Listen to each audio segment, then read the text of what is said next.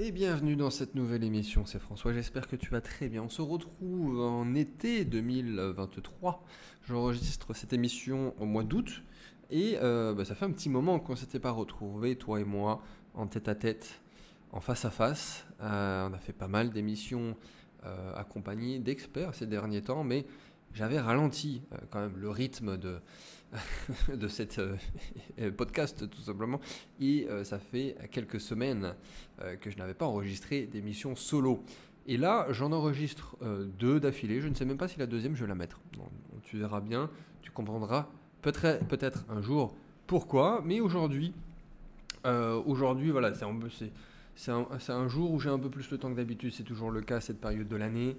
Forcément, il y a moins de travail, si je puis dire, dans le sens où les gens sont tous en vacances, donc il y a moins de questions, il y a moins d'opportunités, et tout simplement, même les professionnels sont en vacances, donc les banquiers, les notaires, les comptables, j'en passe des meilleurs, même la moitié de l'équipe est en vacances, donc j'ai un peu plus de temps pour toi.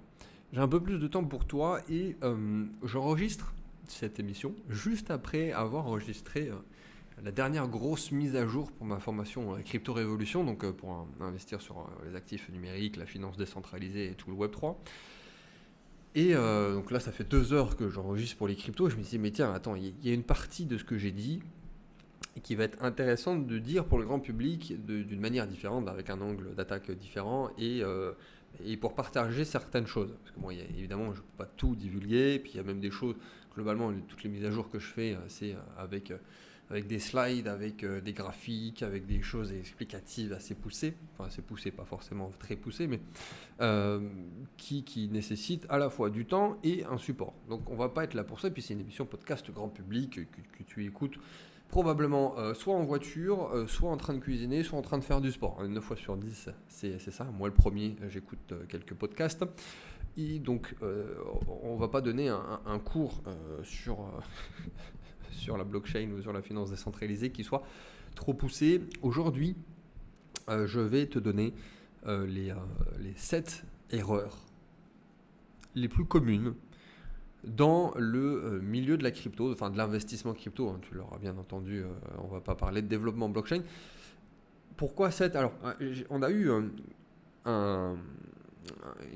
des discussions très intéressantes sur le groupe privé de Crypto Révolution. Enfin, il y a un membre émérite de la formation qui est là depuis des années, qui est un très bon investisseur, qui a lancé en fait un post pour faire part en fait pour chacun de partager les erreurs qu'ils avaient fait sur les cycles précédents. Donc c'était réservé aux anciens, presque, pour ceux qui avaient déjà connu un cycle, ou 2 ou 3, parce que finalement la formation, ça va faire, rien qu'elle en tant que telle, ça va faire 6-7 ans qu'elle est déjà sur le marché.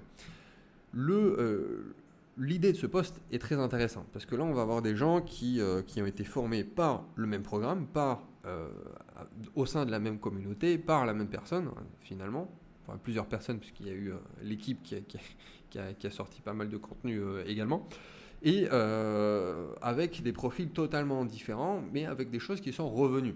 Après, il y a toujours aussi le réel et ce qui est sur le papier, parce que c'est toujours très différent entre les choses qu'on sait.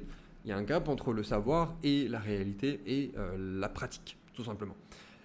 Il y a 3 très grandes erreurs qui sont revenues et 4 autres, je vais les nommer parce qu'elles sont revenues plusieurs fois. Voilà, si ça avait été qu'une seule personne qui l'avait dite, je ne l'aurais pas mentionné, mais voilà, c'est pas par la majorité des gens, mais elles sont revenues plusieurs fois, donc il y a 4 moyennes erreurs. Mais il y en a 3 qui sont revenues principalement, et vraiment, je voulais t'en faire part parce que on a tous le même cerveau, et comme on a tous le même cerveau, on va réfléchir de la même manière vis-à-vis des marchés financiers. Marché financier ou marché crypto-actif en l'occurrence, parce que c'est pas forcément financier. Et c'est l'avantage de la chose, c'est presque la magie de la chose, parce qu'une fois qu'on est passé par là, une fois qu'on sait comment ça fonctionne, c'est à ce moment-là qu'on devient gagnant, qu'on devient un investisseur. On passe du débutant néophyte à l'avancé. Pas dire forcément expert, parce que expert, il faut quand même énormément de temps et d'expertise sur un domaine, mais on va avoir ce recul et on va se dire, cette fois, alors, sauf, comme disait Albert Einstein, la vraie bêtise ou la folie, c'est de faire la même chose encore et encore. Là, effectivement, si tu refais les mêmes bêtises des années, enfin des mois ou des années après sur un cycle, parce que tout est cyclique, et encore plus le marché des cryptos, c'est vraiment parfaitement cyclique, là, il y a un problème. Mais après, faire des erreurs, bon, même si techniquement, tout ce que je vais te dire, je l'ai déjà dit à ces mêmes personnes qui avaient fait ces erreurs, mais encore une fois, il y a une différence entre la réalité et le fait de mettre en pratique. Et ça va te servir pour toi, parce que autant la formation, bon, il y a des choses qu'il faut mettre à jour, il y a des updates, il y a des choses qui ne sont même pas forcément très utiles à mettre à jour, elles sont mises à jour qu'il faut mettre mises à jour sur l'imposition, sur créer une plateforme, enfin des choses très très basiques. Finalement, mais autant au début, il y a des années, quand c'était un peu la mode des infoproduits, effectivement, les gens ils cherchaient ça aussi. Il y avait tout à faire, tout à créer, encore plus sur des marchés innovants comme celui-ci. Il y a toujours beaucoup d'innovation dans le marché, et ça, on va le rajouter. Mais aujourd'hui, quand quelqu'un va intégrer le groupe, au-delà de tous ces modules et des modules très scolaires qu'on va rajouter, c'est aussi d'avoir les updates, d'avoir ces mises à jour, d'avoir la vision court, moyen, long terme, d'avoir la réponse à ces questions, d'avoir la communauté, enfin d'avoir vraiment un écosystème au-delà du programme en tant que tel. C'est sûr qu'il y a même certains qui connaissent les 3/4 du programme alors qu'ils le prennent. Bon, il y a des débutants, très débutants, forcément tout est nouveau et c'est beaucoup d'informations. Mais tout ça pour dire que ici, ce que je vais te donner, ça peut être très généraliste pour certains. Pour d'autres, ça va peut-être qu'une erreur sur ces 7 qui va changer tout pour toi. Et c'est déjà beaucoup. C'est-à-dire que tu peux effectivement être totalement débutant et tout va être nouveau par rapport à ce que je vais te dire, mais ça peut être aussi un point parmi tant d'autres. Et c'est ça qui est intéressant. C'est-à-dire que là, je le partage gratuitement, mais il y a à la fois rien de révolutionnaire et en même temps tout est important. Tu vois ce que je veux dire ? Et je veux pas que encore une fois, enfin pour ceux qui, pardon, pour ceux qui me suivent, parce que j'ai jamais cherché à faire du volume, toujours voulu avoir une communauté proche qui est le cas, hein, parce que finalement même l'émission podcast, il y a un noyau dur, il y a toujours au minimum entre 3 et 5 000 personnes qui l'écoutent.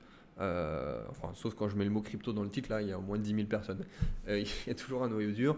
C'est aussi les mêmes qui sont clients, qui viennent aux événements, qui sont en gestion de patrimoine. Enfin bref, j'en passe et des meilleurs. Mais là, je veux vraiment te donner des choses simples, efficaces, rapides, parce qu'il faut que ça soit comme ça pour que ça fonctionne. Hein, on est d'accord, parce que si c'est complexe, selon, il n'y a personne qui va mettre en place. Et notre cerveau a tendance à chercher la complexité, même volontairement, à se dire non mais ça va pas marcher parce que c'est trop simple. Le nombre de fois où j'entends ça, non mais c'est pas possible, il faut que ça soit compliqué pour que ça fonctionne. Et pour tout, là je parle même pas de la crypto, hein. Vous savez, je fais aussi beaucoup d'immobilier, il y a beaucoup il y a des choses, tu n'as pas besoin que ça soit complexe. Il peut y avoir beaucoup d'informations, beaucoup de données, même de vocabulaire nouveau. Là pour le coup je parle vraiment de la partie crypto. Mais en tant que tel, d'un point de vue plan d'action, stratégie et de choses à savoir, c'est voilà, on ne veut pas devenir le virtuose, le Mozart, pour reprendre un terme, pour reprendre un exemple parmi tant d'autres, mais on ne veut pas devenir le Mozart de la crypto ou d'avoir passé 10 000 heures sur un piano ou 10 000 heures sur la crypto. C'est même ce que dit Jeff Bezos, c'est la méthode des 70%. C'est-à-dire qu'il faut maîtriser un sujet à 70% pour avoir la très grande majorité, mais après il faut passer à l'action. Parce que comme c'est logarithmique, à la fin les derniers pourcents sont très compliqués à avoir et on va passer beaucoup plus de temps et d'énergie dans le vide à essayer de devenir un expert pour rien que d'avoir quelque chose qui est efficace. Excuse-moi, je buvais un petit verre d'eau avant de rentrer dans le vif du sujet. Je ferai d'autres contenus plus terre à terre d'un point de vue marché crypto pour le grand public, comme je le fais, que je le fais et que je le ferai toujours et encore sur des points spécifiques ou de manière très large sur le moment auquel ce qu'il faut faire et pas faire par rapport à l'actualité. Mais là, c'est vraiment les choses qu'il ne faut pas faire pour la crypto en 2023-2024. Qu'on se le dise, là on va repartir sur quelque chose d'assez sexy dans les mois qui viennent, dans les semaines qui viennent même potentiellement. Donc je te lis très rapidement le post qu'a partagé un des membres de la formation. Ce groupe a l'air calme avant que l'halving du Bitcoin est prévu pour avril, alors que le halving du Bitcoin est prévu pour avril 2024, dans moins d'un an. C'est maintenant et dans les prochains mois qu'il faut rester très focus selon moi pour ceux qui veulent jouer les cycles crypto. La plupart des altcoins sont à moins 90% plates en zone d'accumulation pour une nouvelle phase haussière et donc avec des bons niveaux pour des achats long terme avec des bons ratios risque-récompense. Bien entendu, le chemin ne sera pas en ligne droite, on aura encore des corrections plus ou moins expressives qui représenteront, selon moi, d'excellentes opportunités de rachat, d'achat pour le prochain cycle. Pour aider les nouveaux arrivants, je demande à ceux qui étaient là sur les derniers bull runs 2017 et 2021, de répondre en commentaire quelles sont les erreurs qui vous ont coûté cher et que vous n'allez pas répéter cette fois-ci. Alors déjà, juste entre parenthèses, c'est exactement ça. C'est-à-dire que le calme avant la tempête, mais là où les gens devraient investir, ils n'investissent pas, et bon, c'est toujours le cas, et tout est proportionnel. C'est-à-dire que le nombre de commentaires au sein de la formation, comme le nombre de personnes qui se procurent la formation, j'en vends comme des petits pains quand tout le monde parle des cryptos, alors que c'est le moment finalement, le temps que la personne l'achète, la regarde, la prenne, la mettre en place, va y avoir des jours, en tout cas pour les plus rapides, voire des semaines pour certains et des mois, en fait ce serait limite trop tard.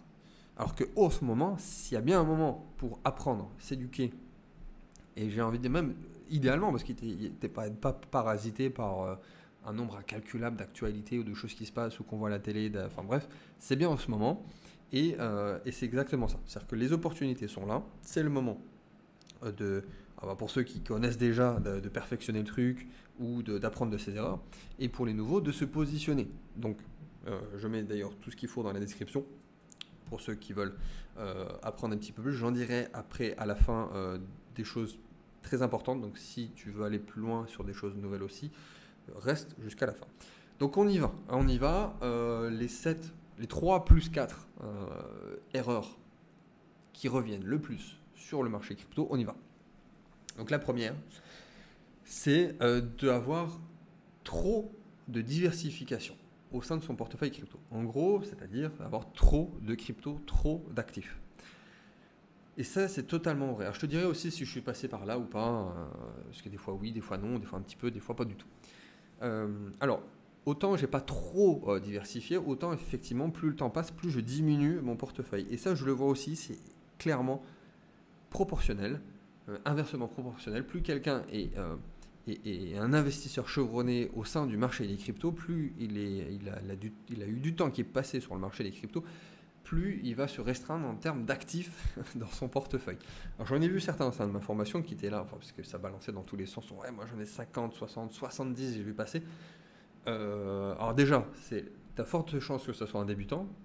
Et comment tu veux suivre tout ça, déjà en termes de temps et d'énergie, plus en termes de compétences, comme je viens de le dire, la plupart du temps c'est des débutants. Si tu n'as pas le temps, l'énergie, et que de base tu es sûr que tu n'as pas les compétences, ça va être quand même un peu compliqué. Et ceux qui l'ont vécu, parce que ça s'est revenu très souvent, ils ont au fur et à mesure se sont séparés de certaines cryptos pour avoir un noyau dur, à commencer par le Bitcoin et l'Ethereum, ça je l'ai répété très souvent, mais on va revenir dessus après. Et alors je comprends souvent ce qui revient comme argument, c'est de dire que oui, il y a quelques actifs que je veux pour aller chercher des très gros ROI, parce que c'est sûr que c'est pas avec le Bitcoin et Ethereum aujourd'hui que tu vas faire un x100. Il y en aura toujours dans tous les cycles, il y a des cryptos, des nouveaux actifs, des nouveaux projets qui vont arriver sur lesquels tu vas faire x100. Alors, des fois tu arrives trop tôt, trop tard, ça c'est un autre sujet, mais ils vont se dire oui, voilà, je vais mettre un petit peu ici, un petit peu là, et on ne sait jamais, un peu jouer au casino. Alors, c'est pas un jeu de hasard non plus, parce qu'il y a un minimum d'analyse à faire si on veut avoir ce genre de stratégie. Nous, les premiers, moi le premier, j'en ai certaines que j'ai conseillées au sein de la formation, on a certaines, et puis même sur 5, admettons. C'est ça le truc, c'est-à-dire que 50, ça n'a aucun sens. C'est-à-dire que sur ce genre d'argument, au maximum, tu en as 5. Tu en as 5, et encore, il faut avoir un certain capital pour se dire que si tu peux en aller à 5, 10, c'est déjà énorme. Pour pouvoir les suivre et pouvoir sortir au bon moment, pour pouvoir faire les bonnes actions. Et sur les 5, tu peux même déjà de base te permettre de perdre tout le capital qu'il y a sur les 5. C'est même un postulat de base qu'il faut faire.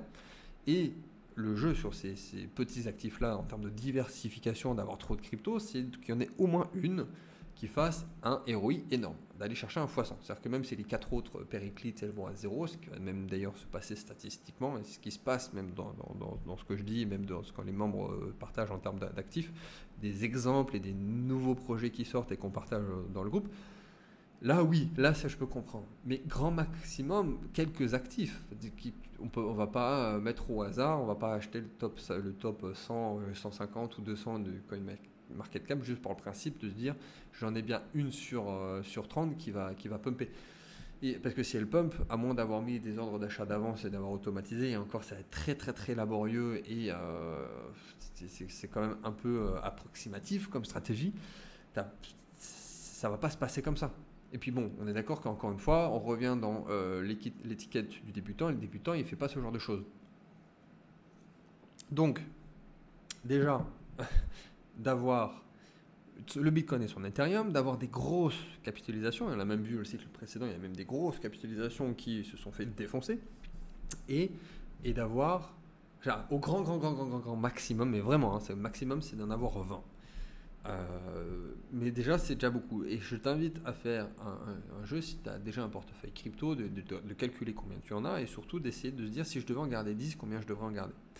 Et plus les investisseurs avancent et plus ils ont connu de cycles, plus effectivement ils diminuent leur nombre d'actifs dans leur portefeuille. Et ça a été mon cas, et ça a été le cas de ceux qui sont le plus expérimentés. Et alors, tu vas avoir des appétences, tu vas avoir un peu tes cryptos chouchous, mais tu peux pas en avoir 40 non plus. Certains ils vont dire, mais comme j'ai eu beaucoup la question XRP, voilà, ça Bitcoin, Ethereum, XRP, BNB, tu vas avoir Bitcoin, Ethereum, Cosmos, Atom, là je parle de mon chouchou à moi, et des autres cryptos, voilà, tu vas en avoir 10, toi. Essaye de restreindre à 10 et tu verras déjà que rien que ça, en termes de focus, d'énergie et de réactivité et de proactivité dans les choses que tu vas faire structurellement sur les plateformes, sur tes wallets, sur tes machins, déjà ça va te faire gagner de l'argent. C'est sûr et certain. Donc ça c'était la première erreur. Deuxième erreur, qui pourrait être même la numéro 1 finalement, tellement elle est large et ça concerne tout le monde, c'est de ne pas avoir pris beaucoup de bénéfices. C'est-à-dire de ne pas avoir vendu, c'est-à-dire de ne pas avoir pris de gains assez tôt. Et ça, alors ça dépend de ta stratégie, ton plan d'action évidemment. Et ça, il y a un énorme module là-dessus, c'est-à-dire qu'il y a autant finalement de plans d'action et de chiffres par rapport à un capital, à une stratégie et des attentes qui sont toutes différentes qu'il y a d'investisseurs au sein de la formation. Mais il y a un point commun, c'est qu'effectivement, il faut se rendre compte que les cryptos, enfin les mecs qui sont dans les cryptos, ils sont tous déconnectés. Un x2 par exemple, c'est énormissime. Faire un x2, c'est déjà beaucoup. C'est-à-dire qu'il y a des gens qui mettent 20 ans, 30 ans sur un patrimoine classique dans les marchés financiers, avec une stratégie conservatrice, pour faire x2. Et là, il y a des gars, ils font x2 en l'espace d'un mois, en l'espace de 3 mois, en l'espace au sein même d'une même année, qui vont se dire non, mais moi, je vais attendre le x10 avant de commencer à prendre des bénéfices. Ouais, mais Kiki, si le truc il fait x9,5, tu auras pris 0 bénéf. Et c'est un peu bête d'aller à x9,5 et de redescendre à. Et encore, c'est un scénario où tu as encore des gains, mais de redescendre à un x2 ou un x1,5 ou juste à 50%. Enfin, juste, encore une fois, entre parenthèses. Entre guillemets. Parce que ça encore c'est une erreur de débutant, de toute façon ça c'est les anciens qui parlent, donc évidemment c'est des erreurs de débutants. Les gens qui viennent dans la crypto, c'est parce qu'ils veulent le Bitcoin. Enfin, ils savent qu'ils ont tous loupé le Bitcoin, et puis ils savent qu'ils ont loupé l'Ethereum, et ils veulent le nouvel actif qui va faire fois machin, avec un multiplicateur énormissime. Alors, évidemment, mais même si c'est pas beaucoup, un x2, en fait, de base, tu es censé en fait, prendre des bénéfices. Alors, tout dépend de la situation et du capital. Encore une fois, c'est sûr que quelqu'un qui avait mis 100 000 sur la table, s'il a 200 000 3 mois après, évidemment qu'il doit prendre des bénéfices. C'est irrationnel de dire que le mec, il a 200 000 et qu'il prend rien comme bénéfice. Ça n'a aucun sens, parce qu'il n'a pas exactement la même stratégie, les mêmes chiffres. Après, quelqu'un qui a mis 500 balles, alors c'est pas pour dénigrer, mais et qui passe à 1000, donc qui a fait le même multiplicateur, qui a fait x2, bon, ça va pas changer sa vie, clairement pas.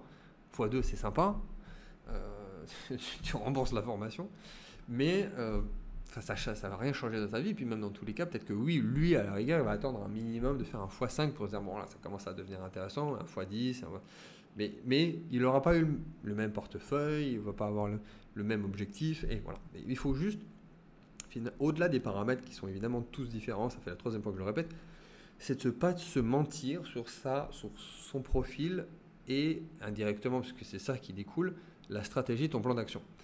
Se dire, je suis agressif, tranquille Émile, quand ça sera à x10, je retirerai tout, et si ça va à x9, je le vivrai tranquille. Non, parce que si ça va à x9 et que tu es en PLS et que rien ne va et que tu n'arrives plus à dormir, non, c'est que tu t'es menti sur toi-même. Si tu es conservateur et que tu dis que tu es agressif, ça va pas. Dans l'autre sens aussi, ouais, c'est nettement moins problématique. Mais si tu dis que tu es agressif, mais que tu flippes et que tu prends des bénéfices dès que le truc il fait un plus 5%, tu ne veux pas aller bien loin, mais au moins tu seras gagnant. Ça, c'est l'avantage du truc. Mais c'est ça, c'est-à-dire que déjà, c'est ça, c'est interne et externe. C'est toujours comme ça. C'est interne. Si tu fais un x2, tu prends des bénéfices quoi qu'il arrive. Et externe, c'est-à-dire que tes émotions, c'est ce qui arrive, c'est savoir se connaître, c'est savoir est-ce que si je perds de l'argent, ça va, est-ce que j'ai des problèmes avec l'argent, est-ce que j'ai des croyances limitantes par rapport avec l'argent, est-ce que j'ai des blocages par rapport avec l'argent, qu'est-ce qui arrive dans le cas là, et de ne pas se mentir. De ne pas se mentir et de dire, ok, bon, voilà, j'ai joué, mais au moins, voilà, c'est un bon... c'est une bonne façon de le prendre. Si tu veux parler des remords, mais il y a deux types de remords. Il y a le remords justifié et le remords, le mauvais remords. C'est le mauvais remords où tu vas te dire, ok, oui, j'avais dit x10, mais en fait, je ne suis pas du tout agressif et je le vis très très mal. Voilà, par contre, celui qui est plus joueur, qui est plus jeune, plus agressif, qui se permet de perdre, même là c'est plus petits capitaux, c'est ok parce que tu l'avais anticipé avant. Donc, de ne pas prendre des bénéfices ou trop tard, ou de ne pas vendre, c'est le pire du pire, parce que là c'est vraiment de prendre zéro bénéfice, et d'anticiper, et là le précédent cycle était un très bon exercice, parce que tout le monde, mais vraiment tout le monde, hein, tous ceux qui sont dans le milieu, tous les experts, attendaient quand même un Bitcoin plus haut, à 6 chiffres. Ça ne s'est pas passé, ça se passera bientôt, mais c'est pas arrivé. Donc ceux qui étaient là sûrs et certains de leur coup et qui attendaient non mais 6 chiffres minimum avant de vendre, ils l'ont dans les fesses. Ils l'ont dans les fesses. Après, ça, dans un sens, ce que je suis en train de dire, il manque un paramètre. Il manque aussi l'entrée. Si tu es rentré au bottom en 2019 pour vendre en 2021, tu n'as pas besoin d'attendre les 100 000. C'est-à-dire que même à 30 000, en fait, tu avais déjà fait un x10. Donc tu es déjà censé avoir pris des bénéfices. C'est sûr que si tu rentres à 50 000 et que tu attends les 100 000 et que le truc il redescend à partir de 70 000, c'est un peu compliqué. Mais dans tous les cas, ça n'aura pas été un bon point d'entrée, donc un autre problème. Donc en fait, tu n'as pas écouté, ce n'était pas le bon moment de se positionner tout simplement. Troisième erreur, légèrement un peu plus subtile, mais ô combien importante, c'est la disproportion des altcoins par rapport au Bitcoin et Ethereum dans ton portefeuille. Il faut avoir, alors déjà on va commencer par ça, il faut avoir une majorité de Bitcoin et d'Ethereum dans ton portefeuille. Même pour un profil agressif, parce que sinon, si tu as une minorité de Bitcoin et Ethereum, c'est vraiment t'es ultra agressif et que tu as de l'argent à perdre, ou potentiellement beaucoup d'argent à gagner. Mais j'ai toujours eu, même dans les phases les plus sexy, les plus hype de la crypto, j'ai toujours eu une majorité, donc plus de 50% de Bitcoin et d'Ethereum. Pourquoi ? Parce que de base, alors maintenant Ethereum je le vois vraiment comme c'est plus qu'un altcoin maintenant. Avant c'était la définition, c'était vraiment tout ce qui n'est pas Bitcoin, mais aujourd'hui c'est une entité particulière, même d'un point de vue technologique. Bref, c'est pas le sujet.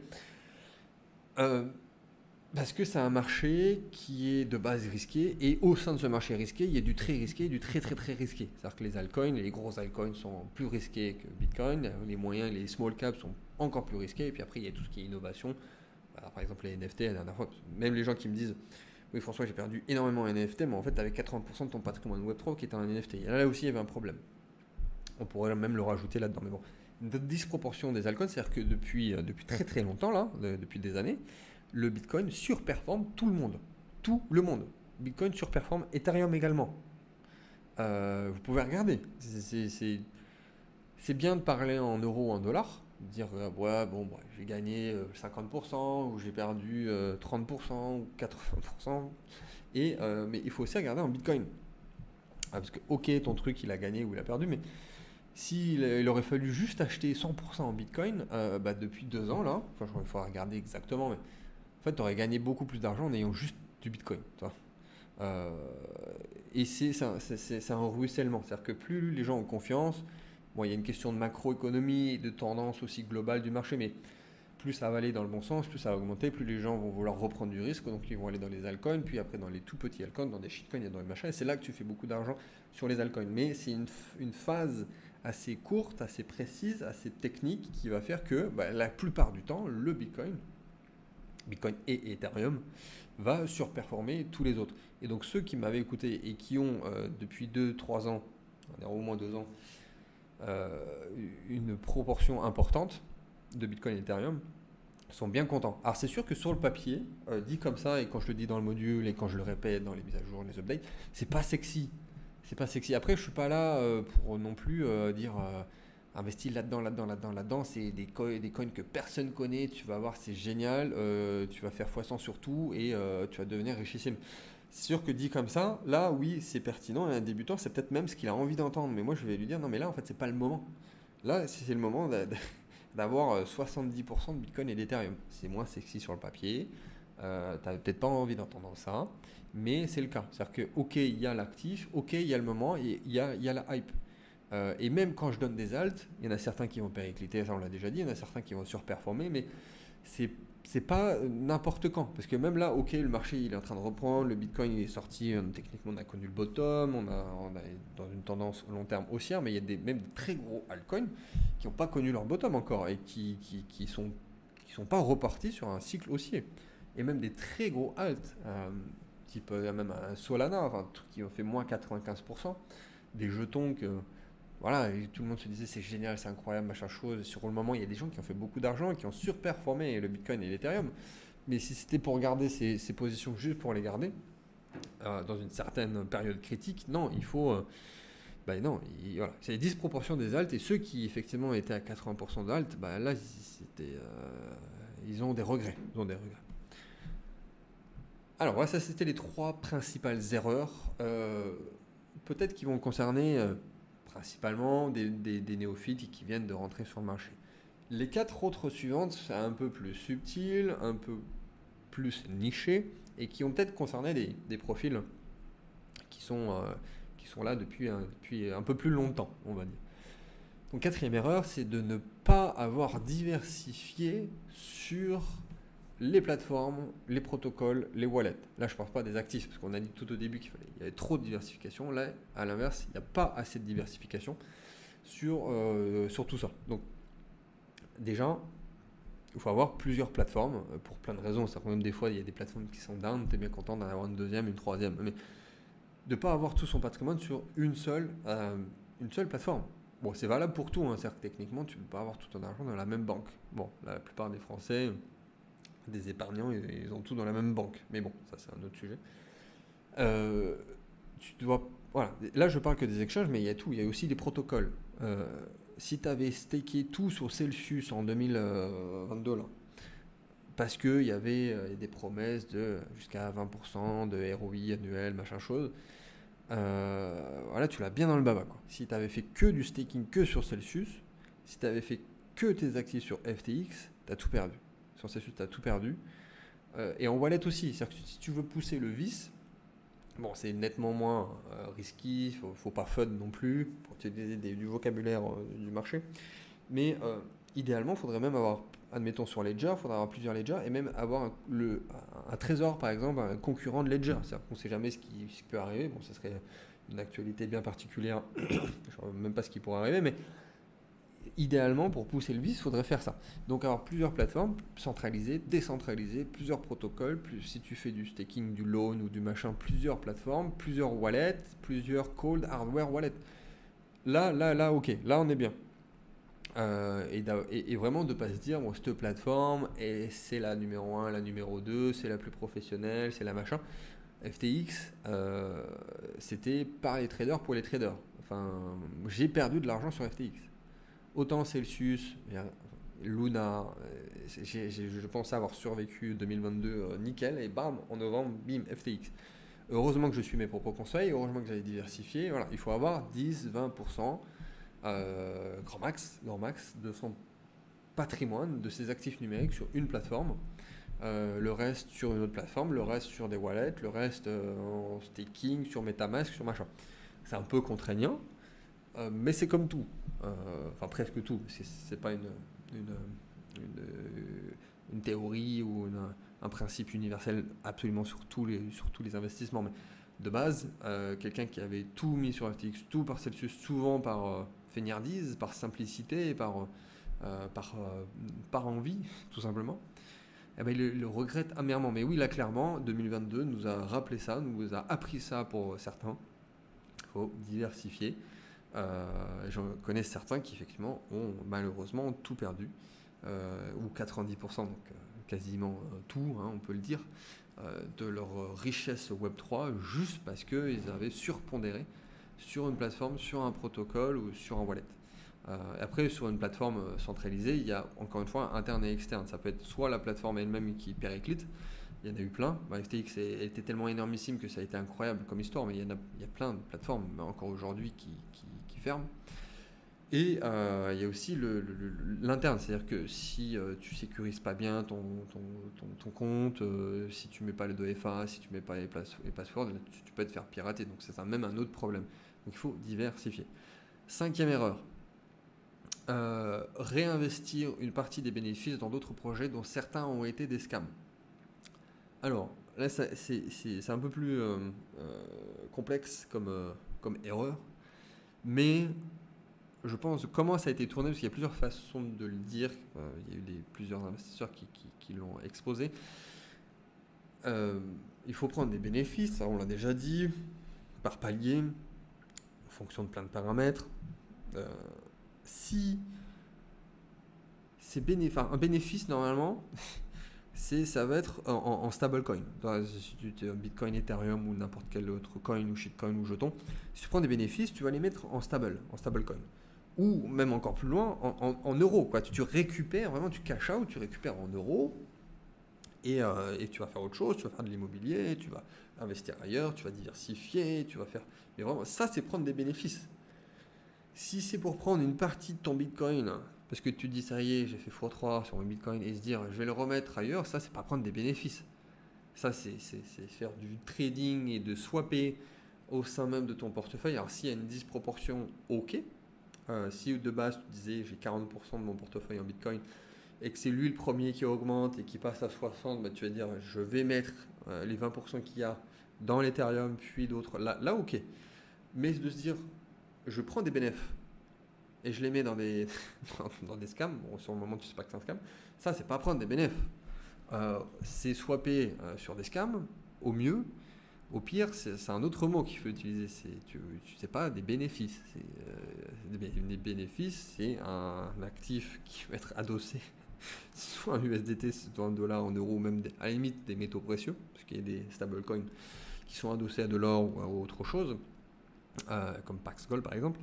Et là, ouais, ok, là c'est prendre des bénéfices. Mais sinon, tu vas réinjecter dans des scams. Enfin, si tu fais c'est vraiment des petites capitalisations ou des shitcoins, il faut le faire dans une toute petite proportion. Là est l'erreur. Là est l'erreur. Parce que finalement, réinvestir ou rebasculer, swapper, c'est pas techniquement une erreur. C'est une question de timing et d'actif. Si tu le fais à un moment donné, il faut pas le faire.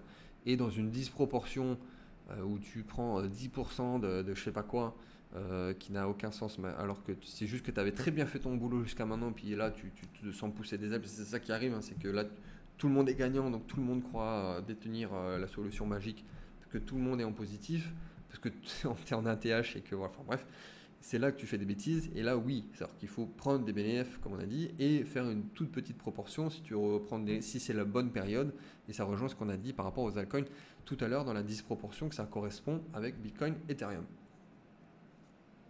6e erreur, les prêts collatéralisés. Donc ça, c'est revenu plusieurs fois. Effectivement, j'avais vu, même il y a un petit moment, des gens qui s'étaient fait complètement lessivés par le principe du loan sur le marché des cryptos, qui s'étaient fait liquider, comme on dit.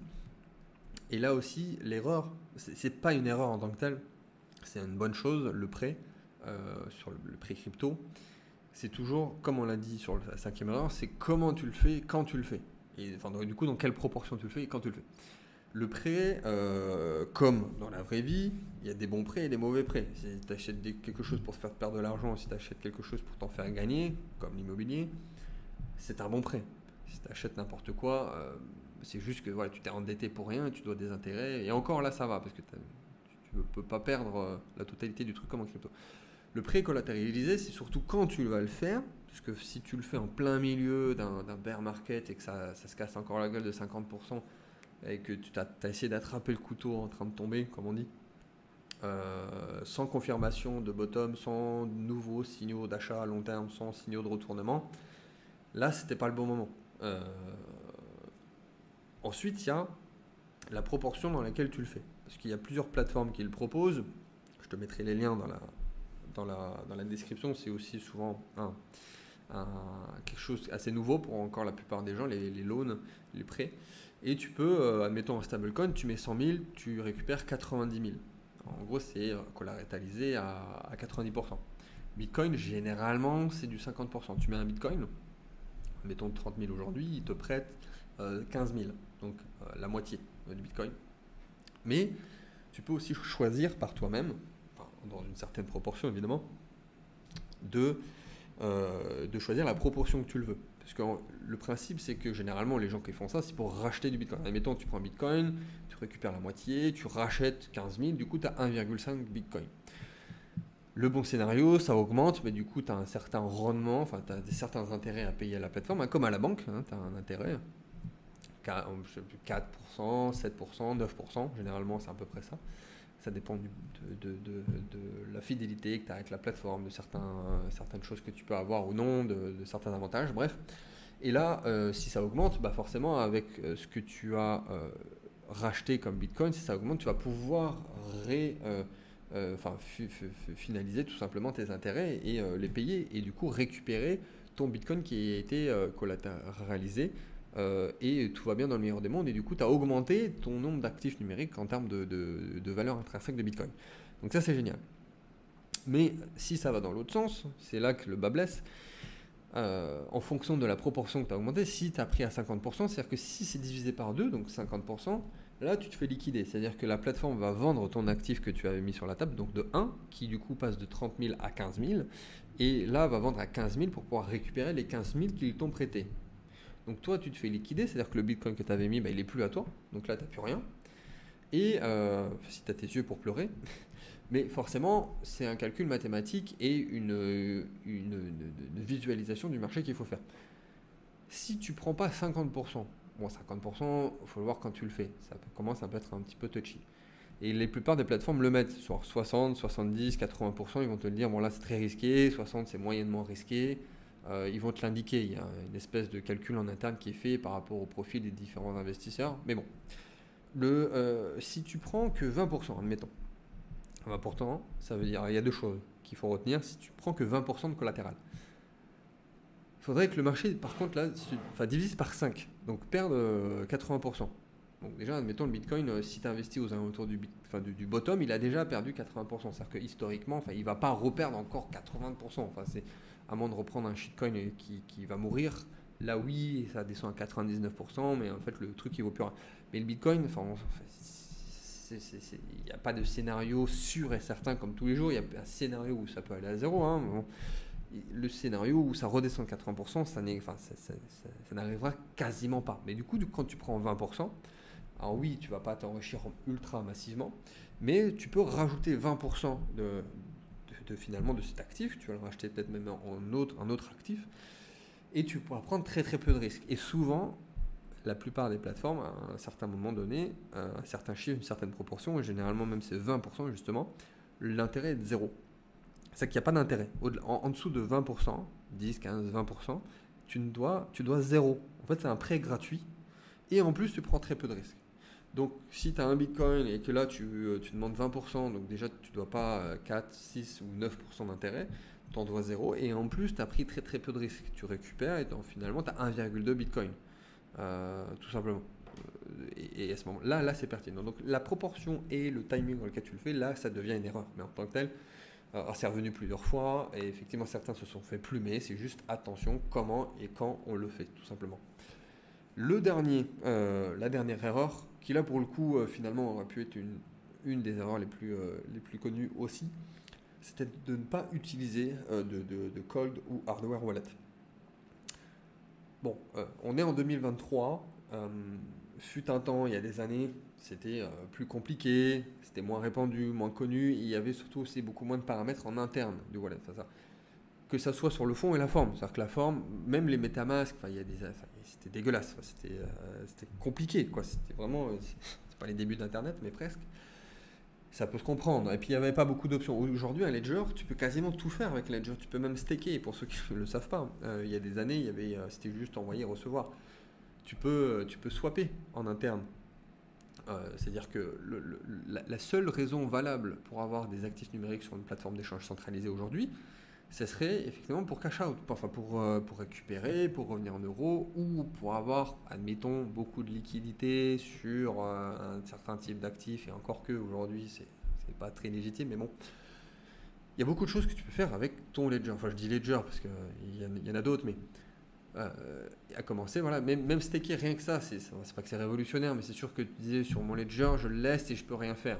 Il y a des plateformes d'échange qui permettent d'avoir du staking plus élevé. Encore là, on tombe dans un autre problème, c'est de diversifier, parce que des fois, c'est juste pour attirer des clients qui font des stakings plus élevés. Si tu stakes sur ton wallet, c'est royal, parce que là, tu as vraiment, littéralement, plus de 99% de ton temps, de tes actifs qui doivent être sur ce wallet-là, à ce moment-là. Il n'y a plus aucun intérêt, enfin, il n'y a quasiment plus aucune action valable pour garder tes cryptos sur un exchange. Enfin, en tout cas, aujourd'hui, en 2023, c'était moins le cas, fut un temps. Il y a peut-être 0,5% du temps, toi, en tant qu'investisseur crypto au sein d'un cycle, on va dire du coup 4 ans, 0, je sais pas combien de temps du temps qu'il faut pour qu'il y ait que tes actifs soient sur un exchange centralisé. Parce que je le rappelle, du coup, tes actifs ne sont pas détenus par toi, c'était des risques internes et externes, et puis, enfin voilà quoi, c'est-à-dire que ça dépend d'énormément de paramètres qui sont plus ou moins risqués, mais 99% de ton temps et de tes actifs, j'ai envie de dire même, ça rejoint la cinquième erreur qui était de ne pas avoir diversifié, la quatrième erreur, pardon, de ne pas avoir diversifié assez sur les plateformes protocoles et wallets. Et ici, voilà, il faut que ça soit sur ce genre de wallet et non pas sur une plateforme centralisée, tout simplement. C'est tout. Donc pour cette erreur, je le rappelle, donc trop de diversification, trop de crypto. Ne pas prendre des bénéfices ou ne pas vendre du tout, encore pire. Une disproportion des altcoins par rapport à la paire BTC-ETH. Avoir aucune diversification sur les plateformes, protocoles, wallet. De se tromper, de ne pas prendre des bénéfices, mais de swapper sur quand même des shitcoins dans une trop grosse proportion. De faire n'importe quoi avec les prêts, les loans, avec le collatéral, et de ne pas utiliser les hardware wallets, en l'occurrence Ledger, donc pour celui que je conseille, comme on l'a dit, même diversifier au sein de ce type de wallet. Je mets tout le nécessaire dans la description, même un peu plus, il y aura des surprises. Toujours pour ceux qui font les actions, ils auront une petite surprise. Pour tout le nécessaire. Voilà, pour ceux qui veulent passer par telle ou telle plateforme, j'ai des sites que je n'ai pas nommés, que je n'ai pas tout simplement partagé. Je vous mettrai le lien.